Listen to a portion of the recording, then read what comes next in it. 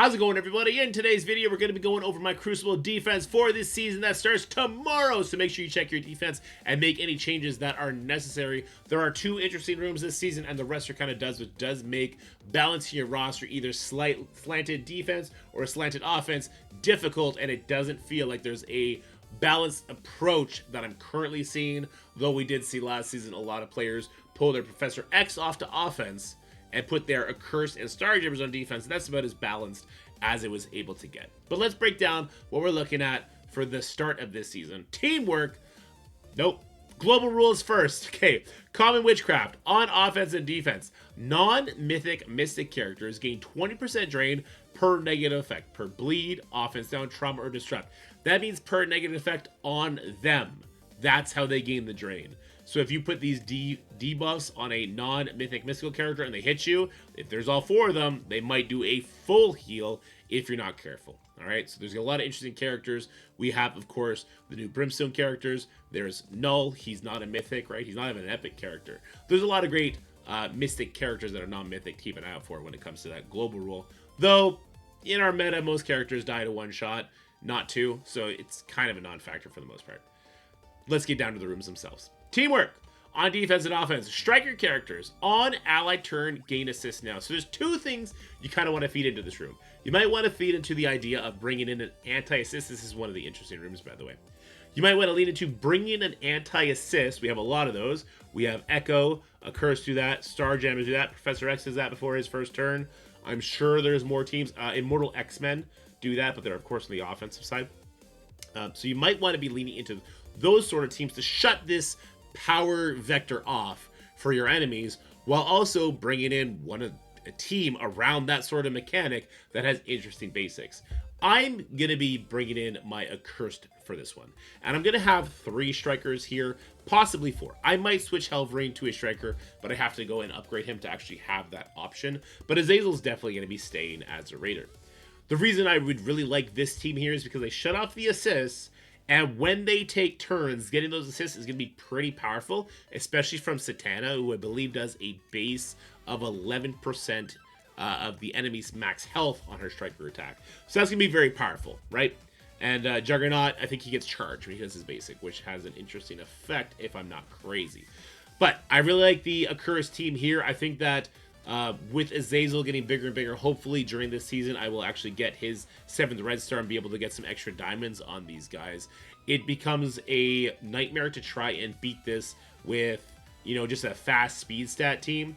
Fast speed stat teams probably will still work on mine because I have a character that doesn't have diamonds equipped.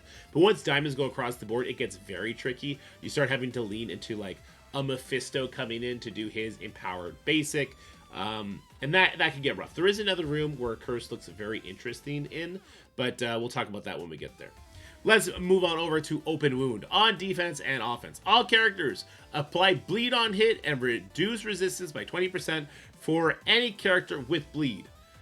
I kind of consider this a nothing room, so I'm not really feeding into this room whatsoever. I do have a character that's going to be putting bleed out there. I'm going in with my Black Knight and Insidious 6. This is supposed to be a Superior Spider-Man. I will change that after this. So no Green Goblin Classic, supposed to be Superior Spider-Man.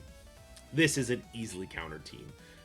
If you go in here with an Insidious 6 that has Green Goblin Classic and Old Man Logan, you will walk over this. You will have absolutely no issue. But it's just kind of my throwaway team. It's my one throwaway team. I'm slanted very heavy to the defense, but I'm not all the way turtle. And the reason I'm not all the way turtle is because of this room here. If I was to be all the way turtle, I would be switching this room to Black Knight Illuminati with Odin. But I did not want to pair with part with my Captain Britain, because I feel like I'm going to need him for something on the offense.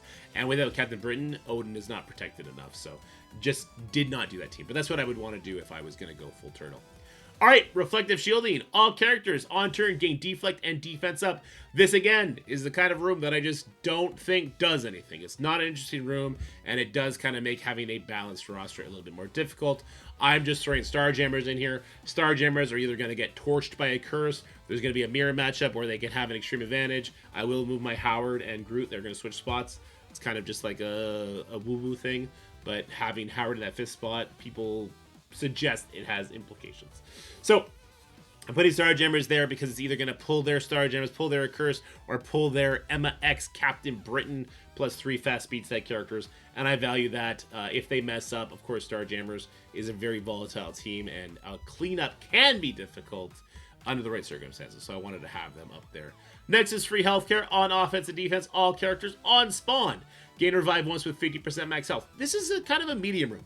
This is not a super interesting room because, of course, you can come in here, cancel this out with a Black Cat, cancel this out with a Mephisto, cancel this out just by having a character that will remove that revive very quickly, like a Gore, right? There's lots of characters that can do that, but I still think it's worth investing in this room a little bit to try and catch your opponents off guard.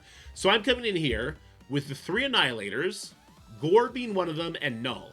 This is why I kind of consider myself very slated towards the defensive side. I kind of would prefer to have these guys on offense to deal with the Cursed. Having them here might mean that I have to do a burn attack in order to beat a high level of Curse in certain rooms.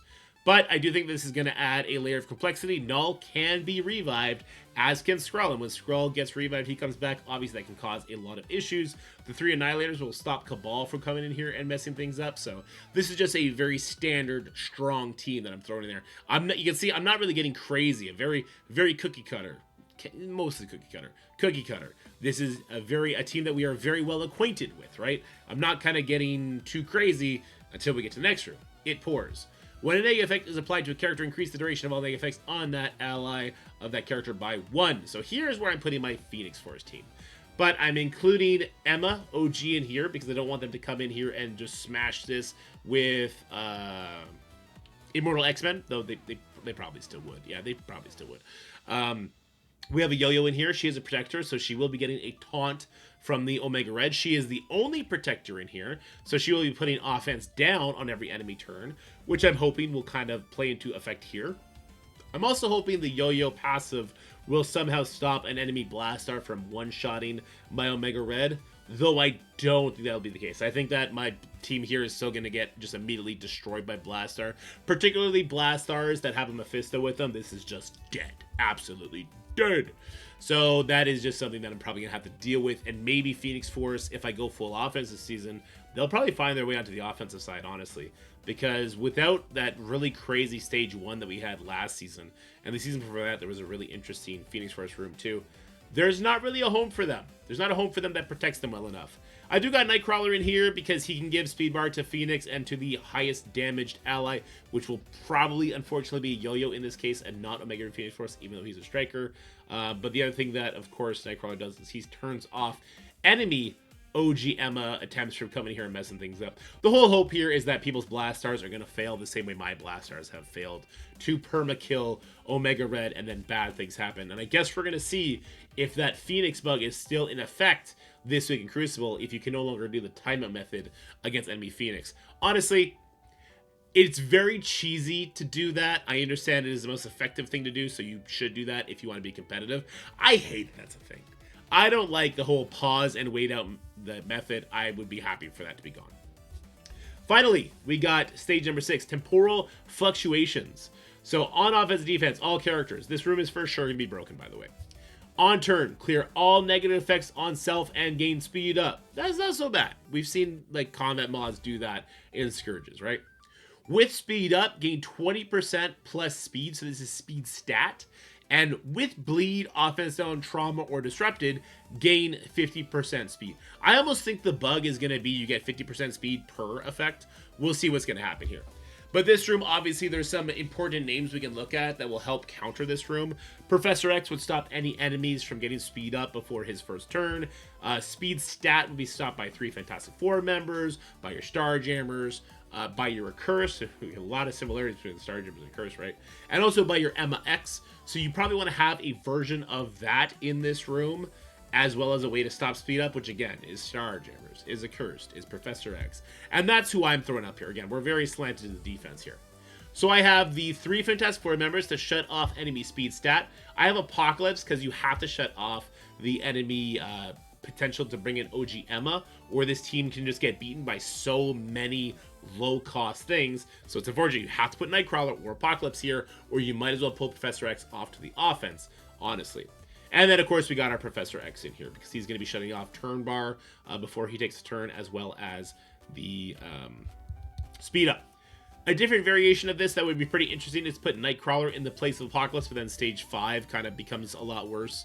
But maybe you could put Dormammu in stage 5 with the Omega Red.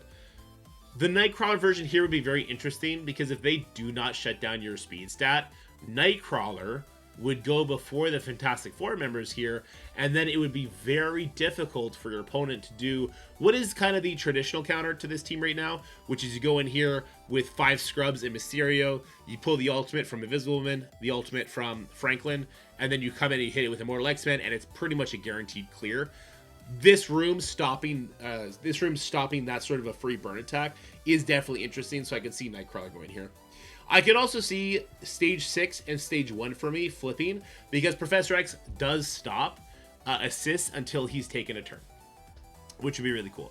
The problem with bringing Professor X over here is that, again, you would be kind of feeding into that whole one free burn attack, and then they could just hit it with Immortals because Immortal X-Men also stop assists on turn. So it's not like your Fantastic Four Professor X Apocalypse team would be getting benefits from this on the second hit, which is why I've kind of opted to go this route.